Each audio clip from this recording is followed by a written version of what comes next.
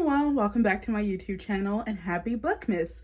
So today I wanted to give you all my December TBR. It's the last TBR for the year and I have some books that I'm very excited to read.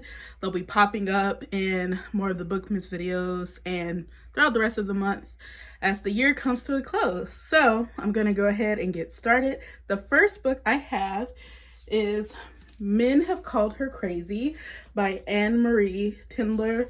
This is a book I'm planning on reading for a video.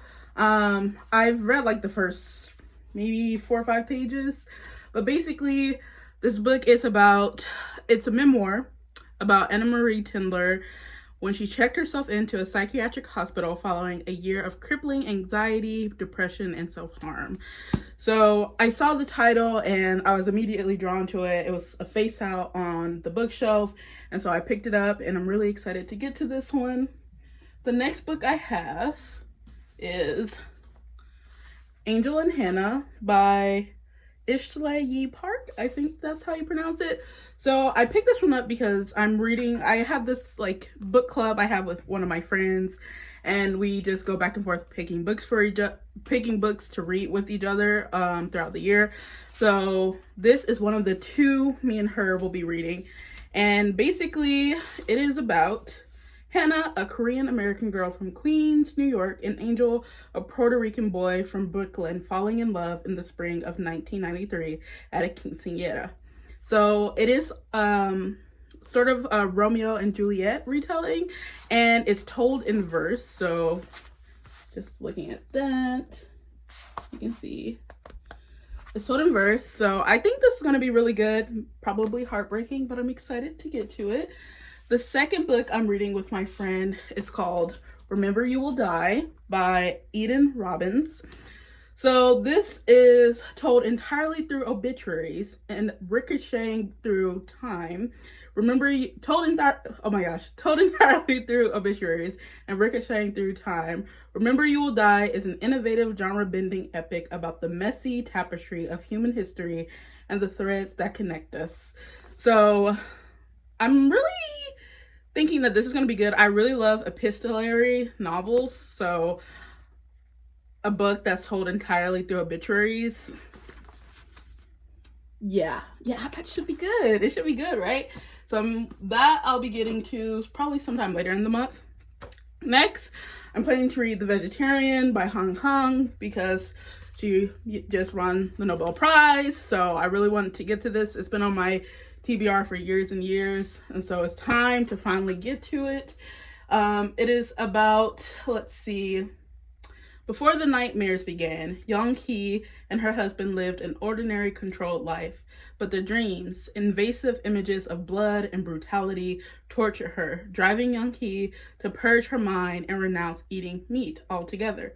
It's a small act of independence, but it interrupts her marriage and sets into motion an increasingly grotesque chain of events at home.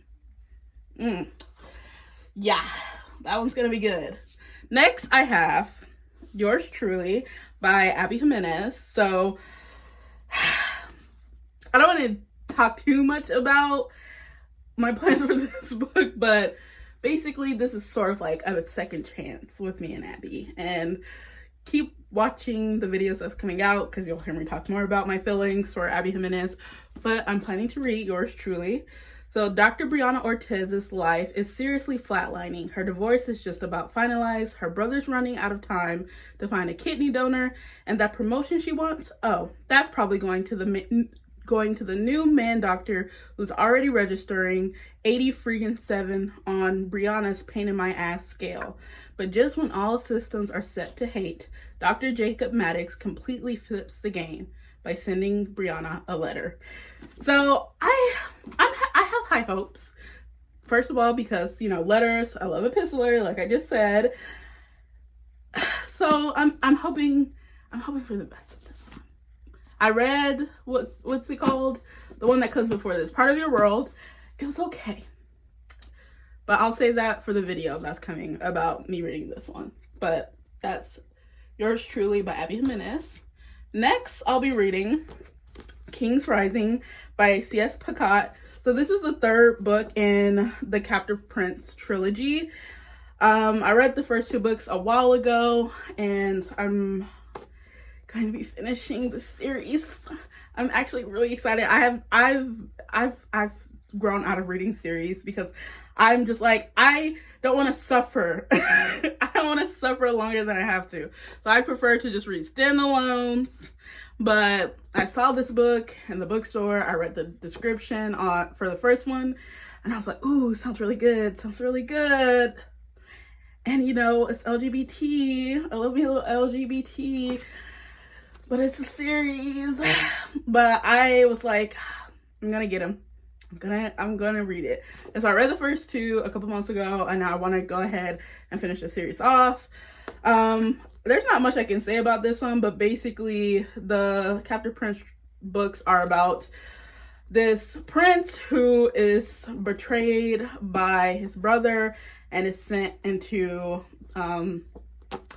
well, he's become a slave, and he's sent off to the enemy of his once kingdom. So that's all I can say, but I'm excited to go ahead and finish the series.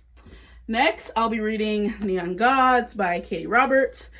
This is also a book where I'm just like, I'm going to just hope for the best, because I've read a book by Katie Roberts before, and that was something. And I think it was shorter than this one, and I think that was in the book's best interest for it to be short. And this one is kind of thick, kind of hefty, around, let's see, 370 pages. I'm also of the strong opinion that romance books should probably be like 300 pages or less. 350 is pushing it.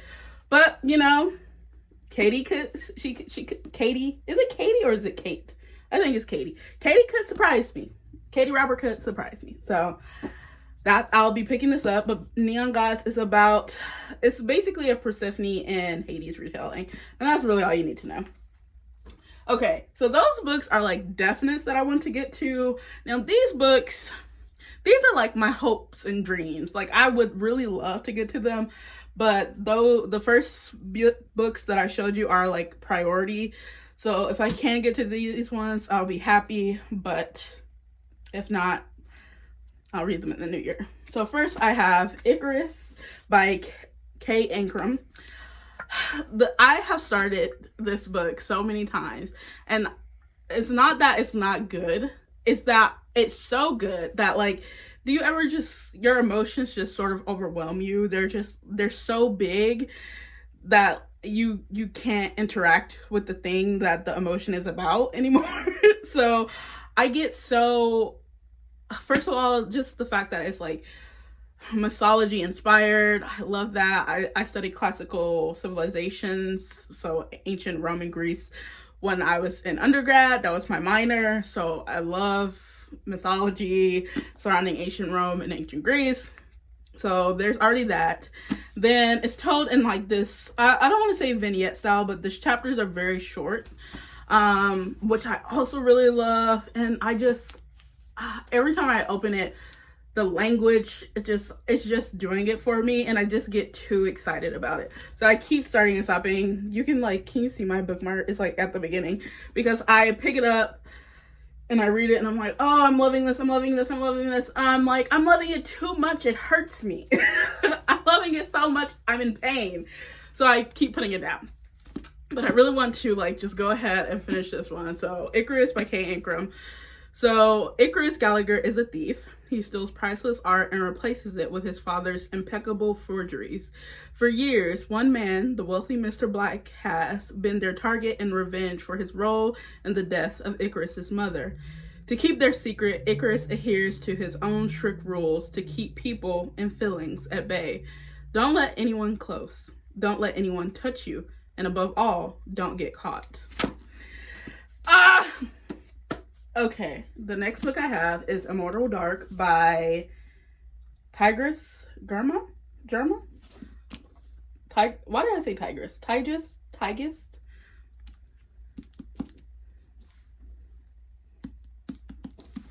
Immortal Dark. It is black vampires. Black vampires. I love a vampire. One of my favorite books of all time is Twilight. I know. I don't care. But vampires, and they're black. Sign me up. Here we go. So this is about an orphaned heiress, Kidan Adane, who grew up far from the arcane society she was born into, where human bloodlines gain power through vampire companionship.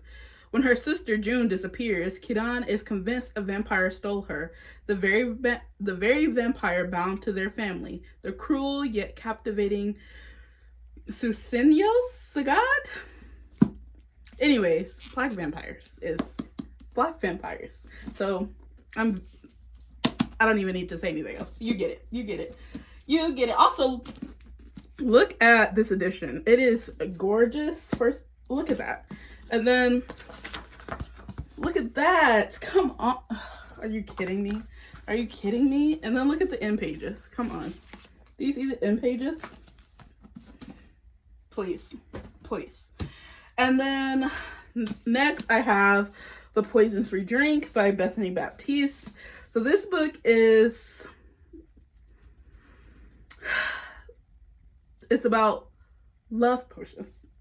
Love potions are a dangerous business. Brewing has painful, debilitating side effects, and getting caught means death or a prison sentence. But what Venus is most afraid of is the dark, sentient magic within her. When an enemy's iron bullet kills her mother, Venus's life implodes. Keeping her reckless little sister Janice safe is now her responsibility. When the powerful Grand Witcher, the ruthless head of her coven, offers Venus the chance to punish her mother's killer, she has to pay a steep price for revenge. The cost? Brew poisonous potions to enslave DC's most influential politicians in order to pass legislation that will protect witchers for years to come. Ooh, doesn't that sound amazing? Yeah, it does. And it's by a black woman. Come on. Support black businesses. All three of the last ones I just showed you. This one, Immortal Dark, and Icarus by black women. Buy those books. Okay. So those are all like the books I have. And I also am planning to read a Christmas book. I have to go buy one, but I'm planning to read a Christmas book at some point this month. But that's basically my December TBR. So I'm hoping for 5 stars. I'm hoping for happy times, good vibes. And yeah, so that's pretty much it for today's video. So like, subscribe, and see you next time. Bye.